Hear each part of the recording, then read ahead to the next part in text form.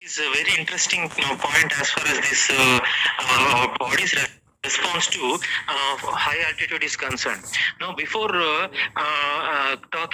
discussing this topic of acclimatization, especially that of high altitude, one important thing is that high altitude, the responses that we see or the conditions which the body undergo during high altitude are completely opposite to the deep sea physiology which is, for example, the high altitude physiology. If we take that into consideration, it is completely the opposite spectrum of deep sea physiology. Why?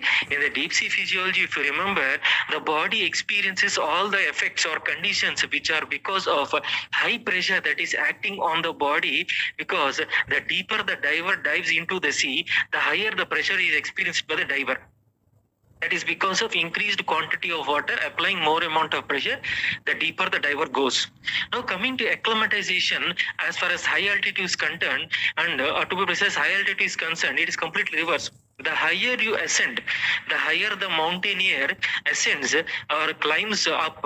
Here, the opposite of this deep sea is that the pressure decreases. We will be experiencing conditions because of decreased pressure. In deep sea, the pressures are increased. In high altitude, pressures are decreased. So the spectrum is opposite, right? So here, the one common point based on this high altitude, which we should understand, is that the higher you ascend, there are three major things which are experienced. One is pressure, because when the altitude increases, the pressure experienced by the person decreases. Why? Because the reasons for decrease in pressure is as the altitude increases. Here, when the altitude increases, what happens is that the effect of gravity is less. And again, the pressure, because of the effect of gravity is less, the pressure is less.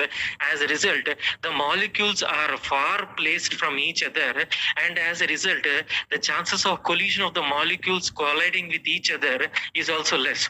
And this is an important cause.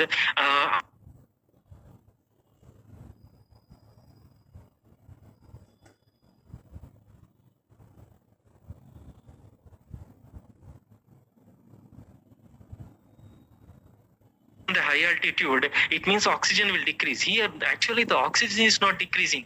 What is that? The pressure with which the oxygen is entering into the lungs is decreasing. That is a very important factor which we should understand. Why? No matter whatever height you go, the concentration of oxygen, concentration of carbon dioxide, concentration of nitrogen will be the same. There won't be much alterations in the concentrations. Only the change we observe is the pressure or partial pressure of the particular gas. Total pressure of the gas and also the partial pressure of the individual gases will be decreased as the height or altitude increases. Here, this decrease in partial pressure is going to make all the effects which humans face when they go to high altitude. So there is no change in concentration as far as gases is concerned, only changes with the partial pressure of the gases.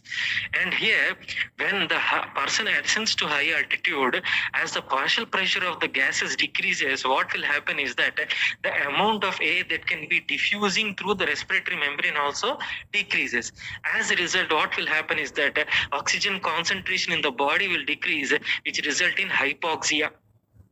Okay, and all the effects of this hypoxia will be seen as the person ascends in height. Now here, to the body makes certain changes to overcome this hypoxia, and the changes which are seen in the body to overcome this hypoxia are put together as acclimatization. Okay, so here what is the important thing is that here acclimatization is nothing but when the person ascends to high altitude, he will be suffering from hypoxia. Why hypoxia? Because partial pressure of oxygen is decreasing. Why the partial pressure of oxygen is decreasing? Because overall the pressure of gases or pressure of air itself will be decreased with the high altitude. And to overcome this hypoxia, the body makes certain changes, adjustments. These adjustments or changes are put together as accommodation or acclimatization. Both mean the same here, synonymous. But what is the difference here is that the rate at which these changes occur, immediately the changes which occur to compensate for hypoxia are called as accommodatory changes or accommodation. The changes which occur not immediately but after a few weeks or few months but stay for long period of time, they're called as acclimatization. So the responses shown by the body immediately to hypoxia, they are not only rapid in onset, they are also disappear rapidly also. You have a short duration of time. These things are called put under term called as accommodation. What is acclimatization? The changes or responses shown by the body in response to hypoxia, which do not start immediately, but after a certain time gap. That is for after few weeks or few months, then they continued for prolonged period of time, long duration. These things are put under the heading called as acclimatization. So accommodation is short duration, immediate response. Acclimatization is late response, long duration. Okay, it is similar to this responses which we see for regulation of blood pressure. If you remember, blood pressure regulatory mechanisms, there are two different mechanisms: short-term regulation, long-term regulation. Short-term regulation, they set in very rapidly. Immediately these responses or reflexes are set in or begin, but they are not for long duration, only for short duration. Long-term regulatory mechanisms, they don't start immediately, they don't begin immediately, they take some time gap, but once they start, they will be there for long period of time. Similarly, accommodation is short duration, acclimatization is long duration. Okay, this is very important thing. That's why taking so much time to help you to understand this one, right? Okay, now we'll start with accommodation, short-term reflexes or short-term adjustments. So here, what is that? Because there is hypoxia, because there is decreased partial pressure of oxygen, what will happen is that it is compensated by various respiratory and cardiovascular mechanisms. What are the respiratory mechanisms? Hyperventilation. Hyper means increased, ventilation means respiration, that is taking in and leaving out air, that is inspiration and expiration. Together, what is hyperventilation? Hyperventilation here, because of increased response of the respiratory centers to hypoxia, they stimulate the respiratory mechanism to a higher extent, results in increased respiratory rate, which is nothing but a hyperventilation. Okay, hyperventilation. Now here, what is the important thing here is that when the person starts hyperventilating, two changes occur. One is because the oxygen concentration was less, hypoxia was there. Because of hyperventilation, the oxygen concentration will improve because the respiratory rate increased. Initially, the person was taking respirations at the rate of 12 to 16 per minute. But because of hyperventilation, that is being started because of hypoxia, because the person has ascended to great height, what will happen is that the hyperventilation sets this hypoxia rate. Because of increased number of respiratory rate, the oxygen will be increased in the body, hypoxia will be corrected. But in this process, what will happen is that when the person is exhaling more number of times, more amount of carbon dioxide is washed out. Yes, because normally if he's what you call exhaling at the rate of 12 to 16 per minute, the amount of carbon dioxide is washed out is less. But if the same person exhales at the rate of 30 minutes, 30 times or 25 times per minute, amount of carbon dioxide washed out is also increasing. And this sets off a very important imbalance in the body, which is always maintained by the body at a very strict regulatory rate. What is it is called as a ratio between bicarbonate and carbon dioxide. Ratio between bicarbonate and carbon dioxide. We will discuss these things in detail when we discuss a pH. That is into that we discuss in excretory system. In renal system, when we'll discuss this pH in a detailed aspect. Here, there is one important thing. One important ratio which is always very strictly maintained in a normal range is that bicarbonate to carbon dioxide ratio. Whenever there is increase in bicarbonate, what will happen is that it causes the pH of the body to increase, to become alkaline. Or whenever the carbon dioxide concentration or partial pressure of carbon dioxide decreases, it again indirectly causes increased bicarbonate level, and it again causes alkalosis. Now the reverse, vice versa. Whenever the bicarbonate concentration decreases or partial pressure of carbon dioxide increases, this shifts the pH of the body towards acidosis. If it is towards alkaline, it is alkalosis. If it is towards acidic, it is acidosis. Okay, so this ratio is always maintained. Now here, if you see what is happening, Here, carbon dioxide is not, bicarbonate is not changing. Only problem is that because of increased hyperventilation, carbon dioxide concentration is concentration of partial pressure is decreasing. As a result, the ratio is again tilted towards alkaline, resulting in alkalosis. Now, this alkalosis is because of respiratory mechanism. It is called as respiratory alkalosis. Okay, there are two important things: respiratory alkalosis, respiratory acidosis, metabolic alkalosis, metabolic acidosis.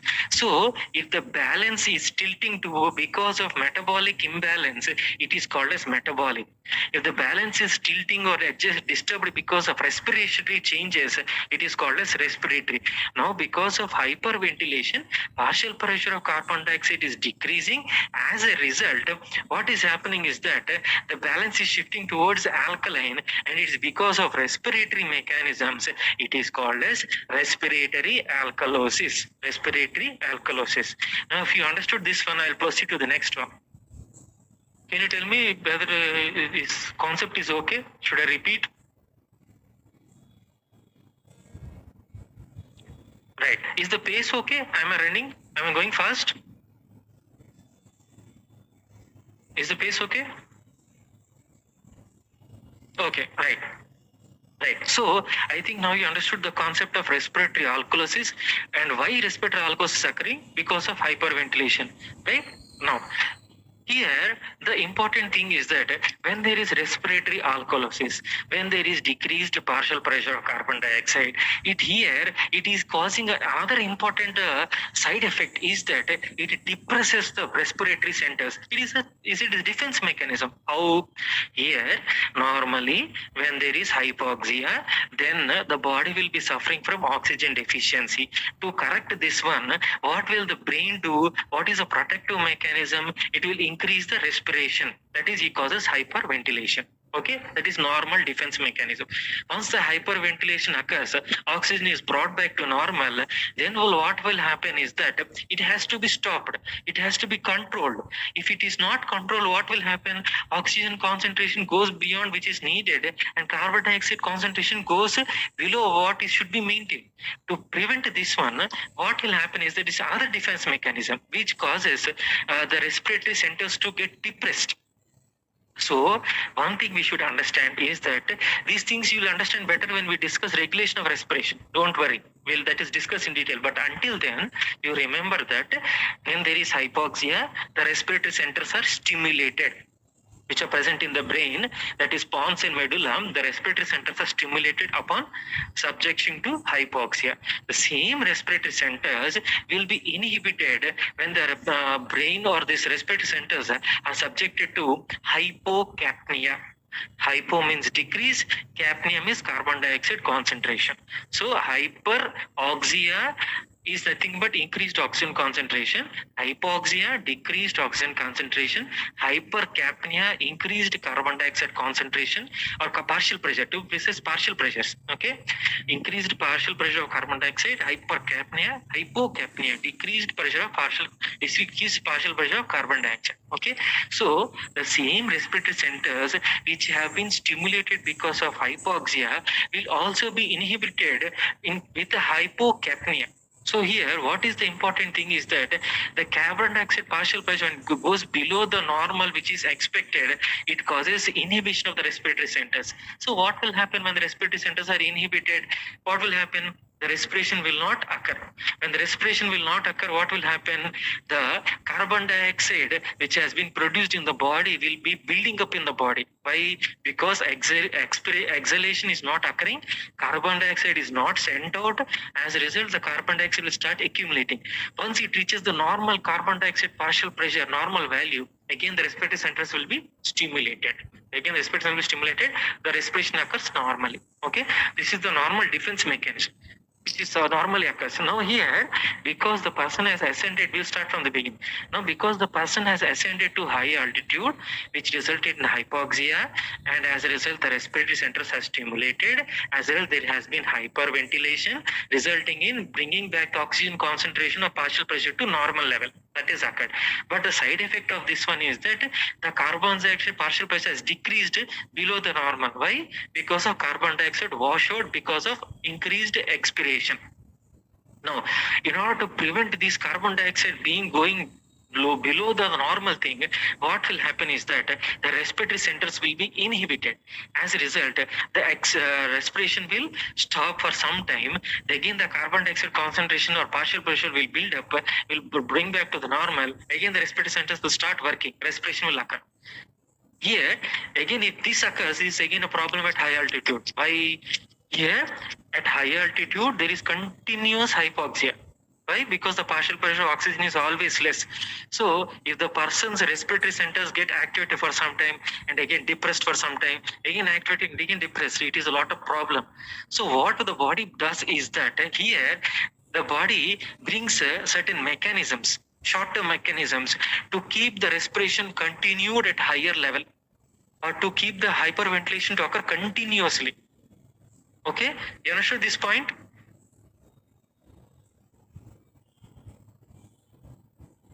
Yes. Right.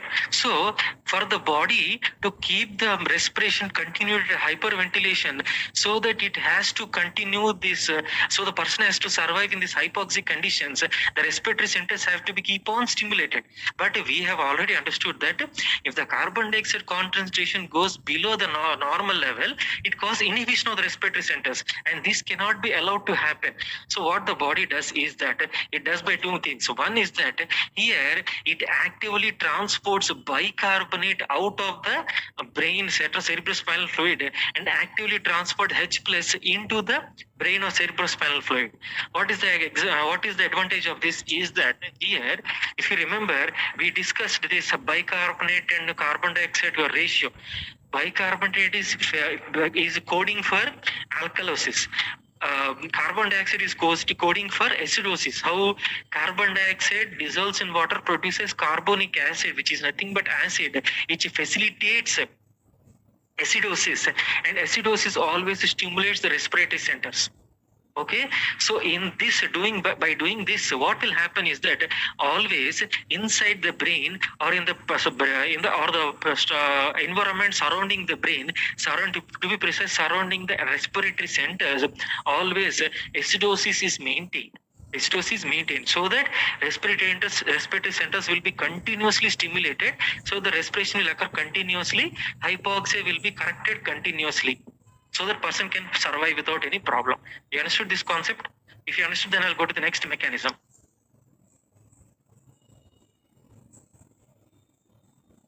Right, very good. Then here, the next mechanism is that here by the kidneys. So here, the kidneys also perform the same function. What is that? To counteract this alkalosis, the kidneys excrete more of bicarbonate and retain more of H plus. So that what they're causing, they're bringing the alkaline pH of the body to back to normal or something close to acidic, so that the respiratory centers are continuously stimulated. If this doesn't happen, what will happen is that the alkaline nature or alkaline pH will build up in the body, which will cause depression of the respiratory center.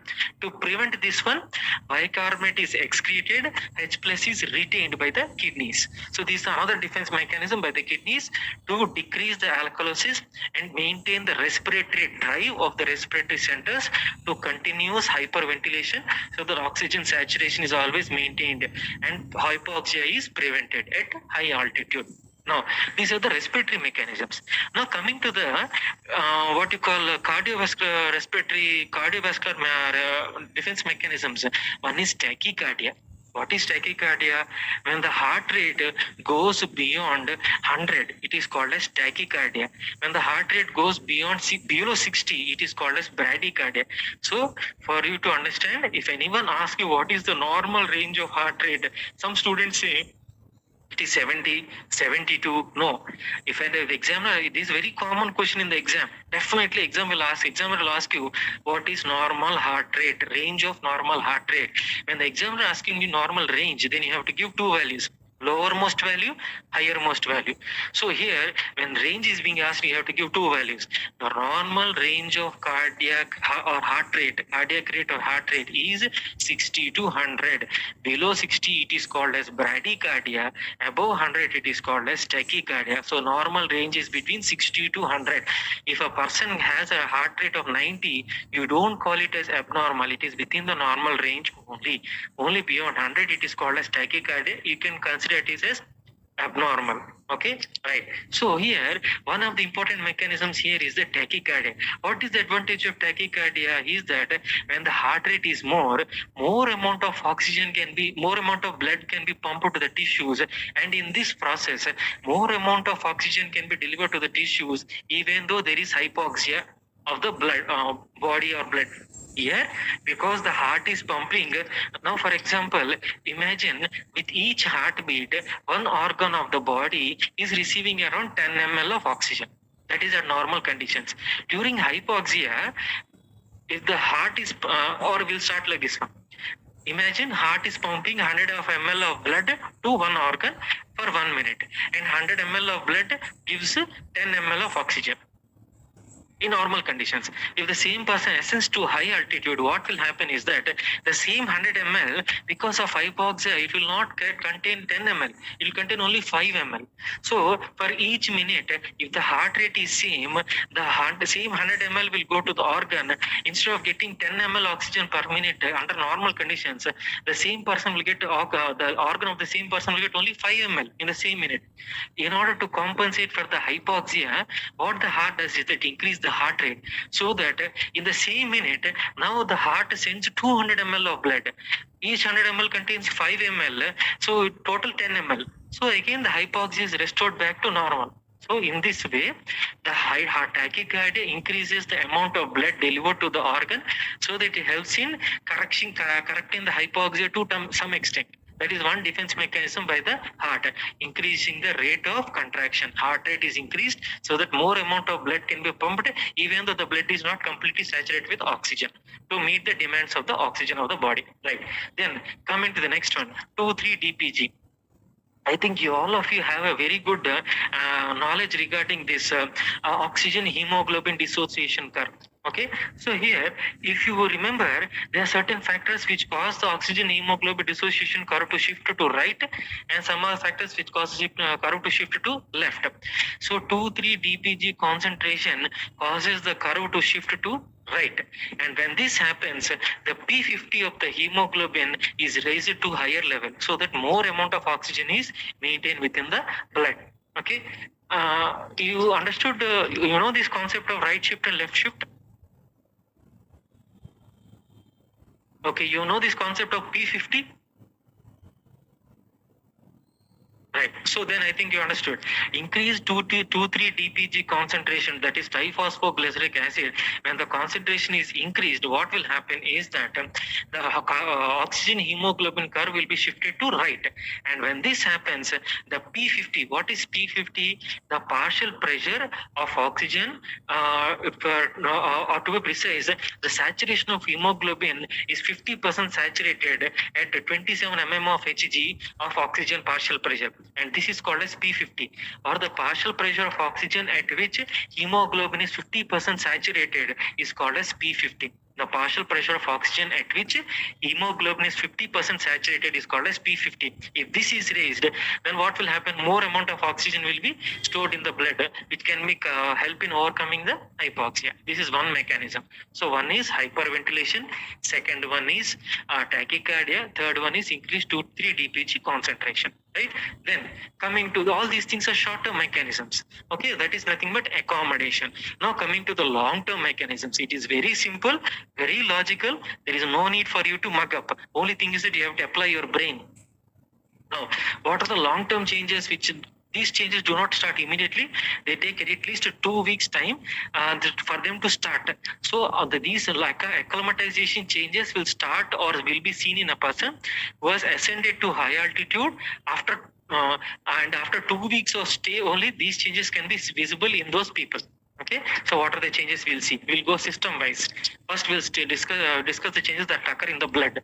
So, because the blood is because the hemoglobin is not completely saturated, what the body does is that it increases the hemoglobin concentration. How this happens?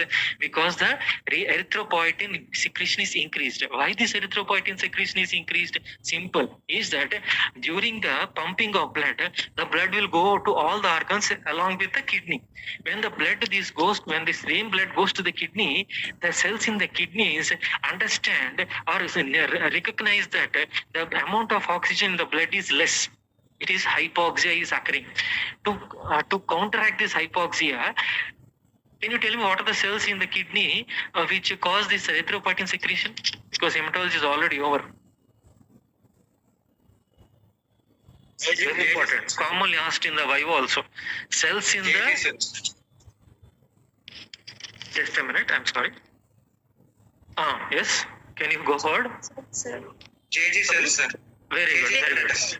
Very good. It's JG cells. Very good. Actually, not apparatus. Apparatus includes many types of cells. Of this, among these JG cells. Right. Very good. Excellent. So here, these JG cells understand or recognize that there is decreased oxygen in the blood.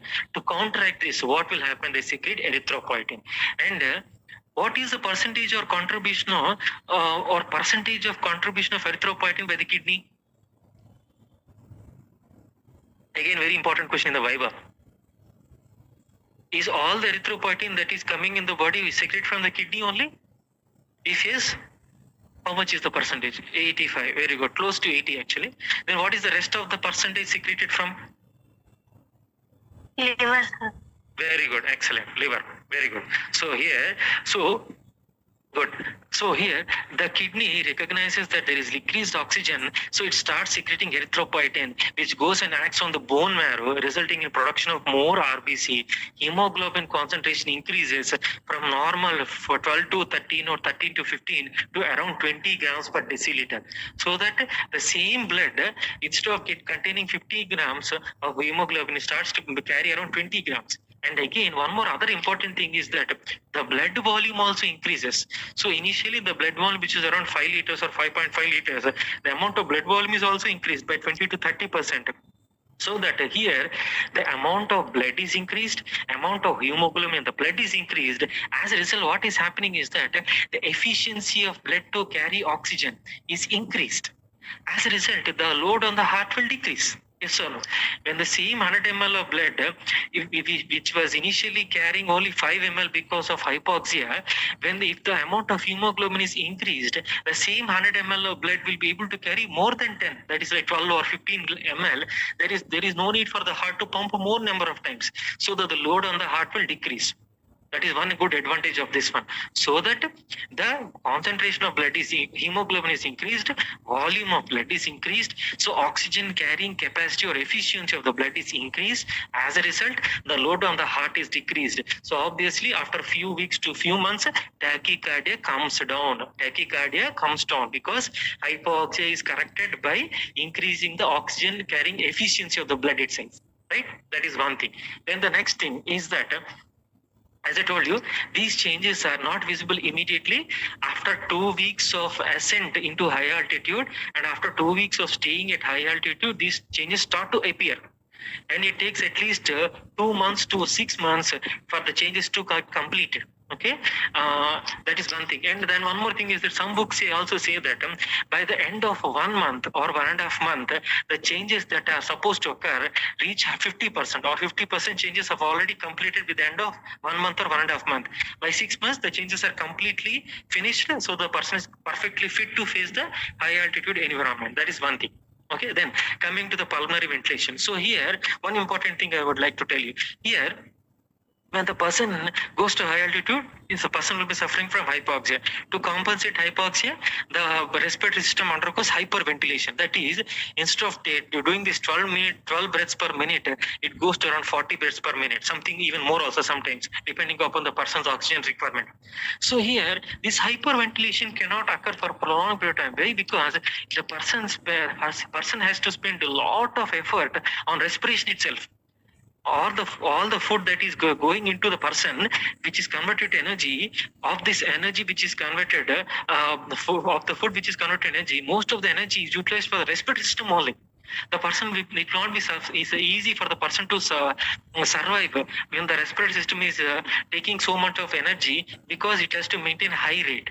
So what the lungs does is that it makes certain changes. One is that what we discussed is that it causes increased carbon dioxide retention, how it decreases the H plus ion secretion by the kidneys and it retains H plus ion, excretes bicarbonate. As a result, the carbon dioxide concentration is build up. As a result, there is no need for the respiratory centers to work so much to causing stimulation of the respiration, so that more energy is consumed by the body. That is one change. Other change is that I'll discuss later.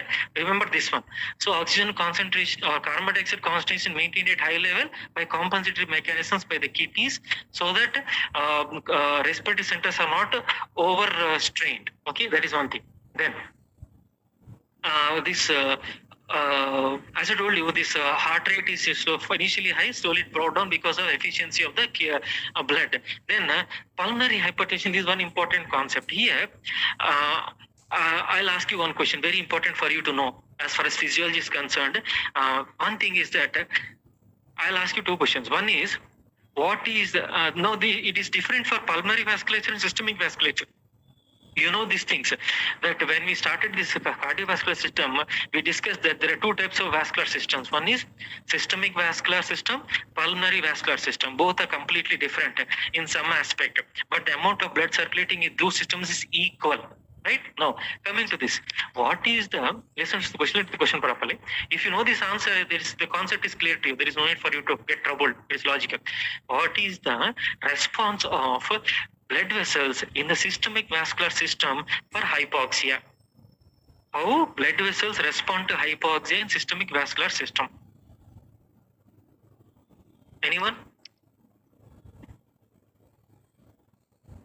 What is the first response by the blood vessels to hypoxia in systemic circulation? Dilatation. Dilatation, which is called as vasodilatation. Medical term is vasodilatation. Very good, excellent. So here, this vasodilatation, what will happen? Angiogenesis. Okay, you said angiogenesis. Anil, you said angiogenesis, but angiogenesis is a later event, immediate event. What I'm asking about immediate change. Immediate change is, angiogenesis is not wrong. Angiogenesis is also correct, but it is a late response. Immediate response is vasodilatation. Now, what is the response of pulmonary vasculature to hypoxia? Vasoconstriction. Vasoconstriction. Why? Excellent. 79, Nagasri. Excellent. Why?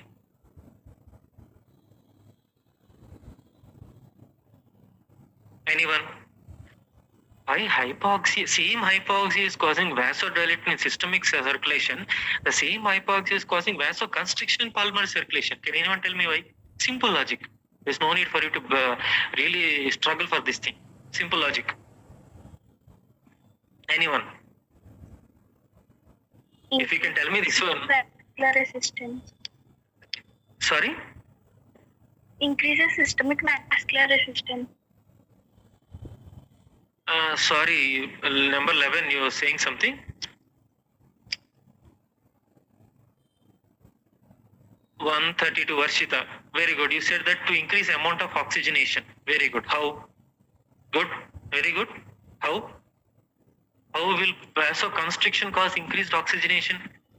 If there is vasoconstriction, oxygenation chance will be decreased, right? No, but you're saying it is increased.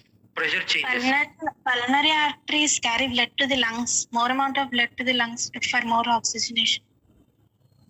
Oh, 132 saying that more amount of blood. How? If there is vasoconstriction, amount of blood carried will be decreased. Amount of oxygenation also will decrease. Then still, in spite of this, why is this pulmonary vasculature undergo vasoconstriction instead of vasodilatation? Anyone? You're coming close. Good, very good. There's only one single point. That's it.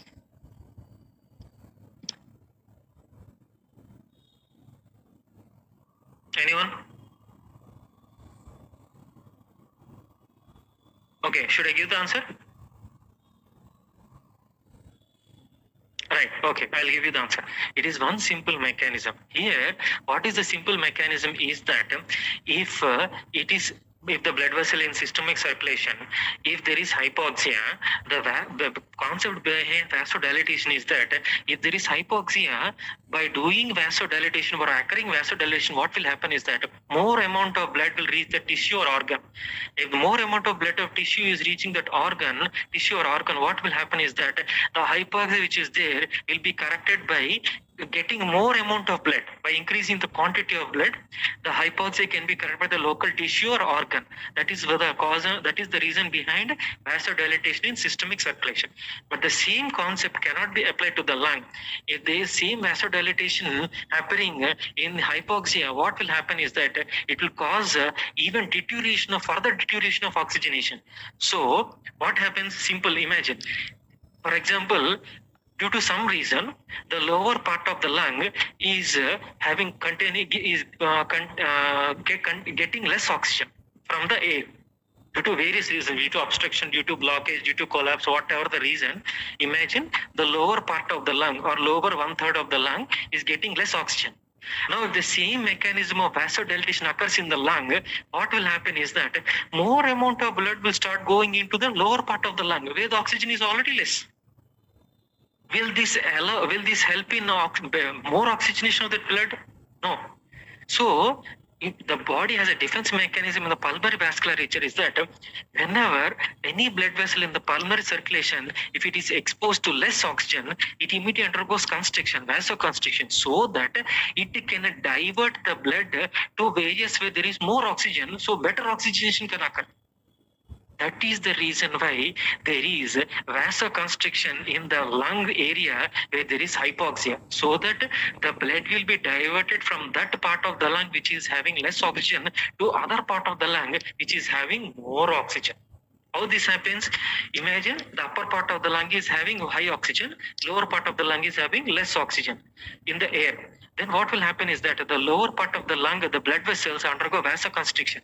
The upper part is having normal oxygen, so they won't have any constriction.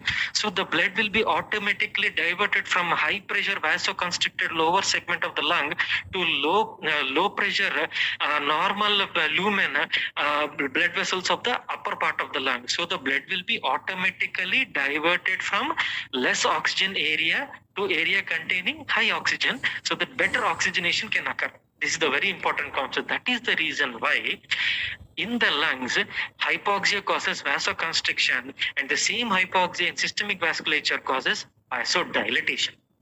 Okay? You understood this one? Can I go to the next concept?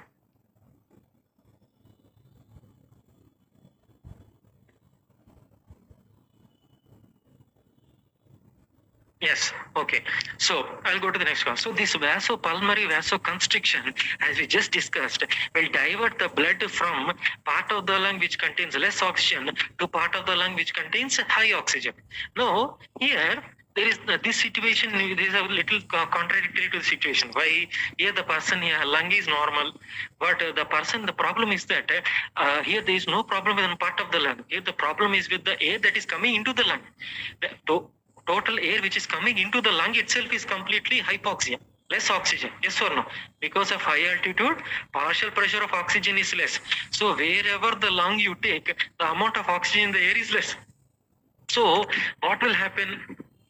What will happen is that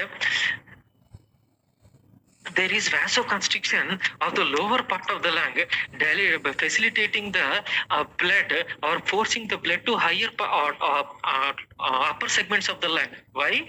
I think you already know in this blood supply to the pulmonary vasculature, blood supply to the lung, normally under normal resting conditions, the lower part of the lung is well perfused and upper part of the lung is well ventilated. Understand the difference between these two? Perfused means blood circulation is more. Ventilated means air entering of air is more. Under normal conditions, what will happen is that the lower part of the lung blood perfusion is more. upper part of the lung, air ventilation is more. So what happens is that because the hypoxia is occurring, what will happen is that because of increased respiratory effort, because of increased ventilation, because of hyperventilation, the lungs will open up to greater extent in the process of hyperventilation. As a result, more amount of air will be getting into these upper segments. Because of pulmonary vasoconstriction, the blood will be diverted also to the upper segments, so that the blood will be more oxygenated, so the oxygen hypoxia will be corrected to more better extent. That is one reason for increased pulmonary vascular vasoconstriction. And increased pulmonary vasoconstriction increases blood pressure inside the pulmonary vasculature. It is also termed as pulmonary hypertension. The blood pressure inside the blood vessels increase in the systemic circulation. It is called as systemic hypertension. If the same event occurs in the blood vessels of the lungs, it is called as pulmonary hypertension. Okay, it is called as pulmonary hypertension. Now, because to facilitate the blood to more oxygenated parts of the lung, there will be vasoconstriction, increasing blood pressure. This causes pulmonary hypertension. Right. So then another thing is that, as I just told you, to increase the oxygenation, the other parts of the lung which were previously not completely open also starts opening, so that the amount of oxygen diffusion can increase by increasing the surface area. As a result, the ventilation will increase, total diffusion will increase, so oxygen will be hypoxia will be corrected. Okay, so that is one thing. Then just coming to this cellular changes here, normally under normal conditions, when the requirement of oxygen is not too high and the supply of oxygen is also in a normal range, there won't be any problem. That when the person goes to high altitude, supply of oxygen is less, requirement is more. So in order to compensate for this one, what are the changes that occur in cellular level is that the number of mitochondria in the cells also increase, especially skeletal muscles, cardiac muscles, and all these things. The number of mitochondria increase, so that more amount of ATP can be produced by utilizing the oxygen more efficiently. As a result, the density of the mitochondria within the cells will increase, so that more ATP can be produced. So more energy is available for these various processes, especially in the skeletal and cardiac muscles, which are under a lot of strain because of increased work. Okay, that is one change at the cellular level. Then another change is the respiratory drive. I told you initially the respiratory drive is more because of hypoxia, but what happens is that with the gradual betterment of this increased levels of hemoglobin, increase in oxygen carrying capacity of the blood, what will happen is that the hypoxia will be corrected. And then one more thing is that the carbon dioxide is also will be brought back to normal. As a result, there is no need for the respiratory centers to be continuously stimulated. As a result, the respiratory drive is decreased. So because of this all long-term changes, respiratory drive decreases. And as the respiratory drive decreases, the work of this respiratory muscles, that is external intercostal muscles, internal intercostal muscles also decrease. So that this energy will be available for other parts of the body to perform the normal day-to-day functions.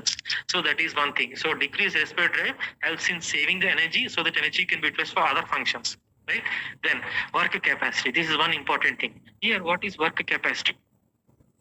Normally, if a person is able to do some 100 units of work when he's on the land at the sea level, but the same person when he goes to high altitude, he will be able to do only 50 units of work. Only 50% of the work he can do. This is because of the various hypoxia and various other changes that are occurring in the body. But if the same person who stays there for 2 months, what will happen is that slowly, because of this improvement in hemoglobin level, cardiac level, respiratory changes, all the other changes which are the body experiences, the work efficiency of the person also increases.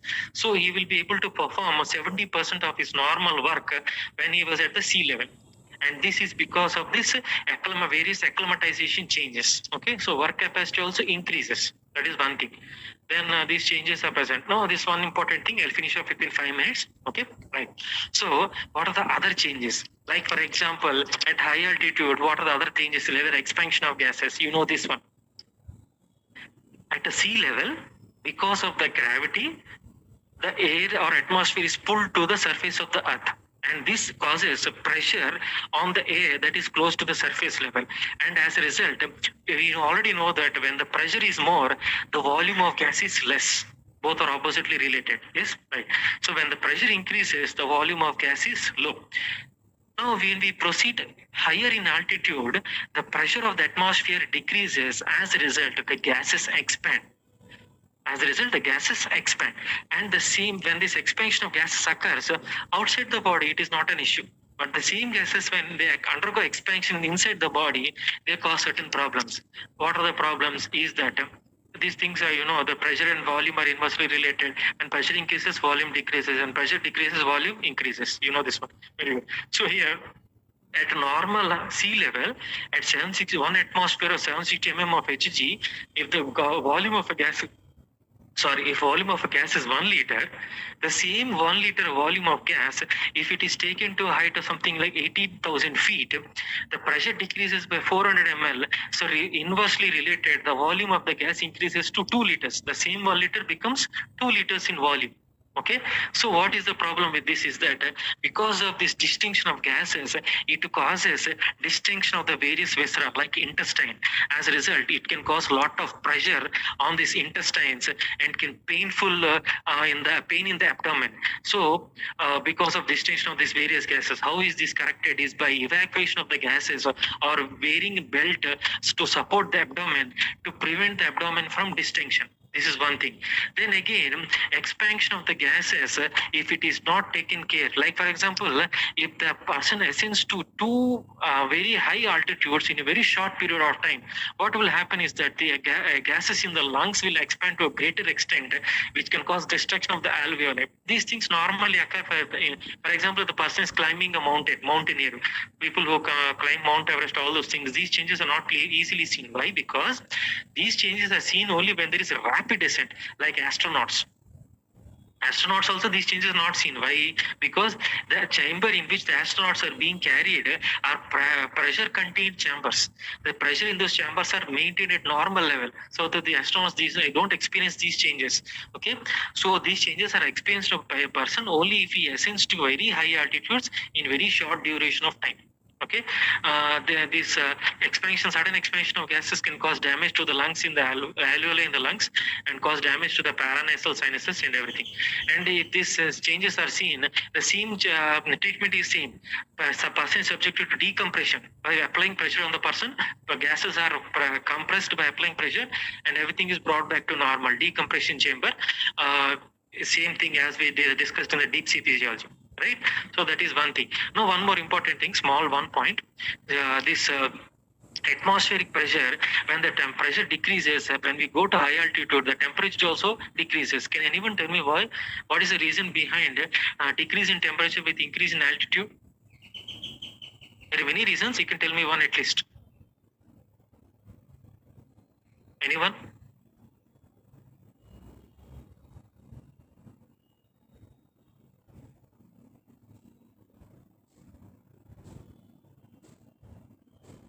No? No one wants to respond. Right, okay. One simple thing, I'll tell you only one point. There are many points. It's not a physics class, so I'm not going to trouble you. When the pressure decreases, the density of gas decreases. As a result, the temperature holding capacity of the gas is also decreasing. When the temperature density is more, the temperature retaining is also more. As a result, when you go high in altitude, pressure decreases, density decreases, retaining capacity of heat also decreases, the temperature falls. That is one of the reasons. Many reasons. One of the reasons is with high altitude, temperature falls. Then another thing is the effect of light rays. When you go high in altitude, what will happen is that the effect of UV light will increase, and there is increased chance of damage to the eyes because of increased UV light exposure. This can be counteracted by wearing sunglasses. Okay, so that is the reason why, one more reason why mountaineers who are climbing very high altitudes use these sunglasses to prevent their eyes from this UV light. Okay, so that is one thing. So I'll try to close the class. If you have any doubts, you can ask me. Otherwise, I'll conclude the class.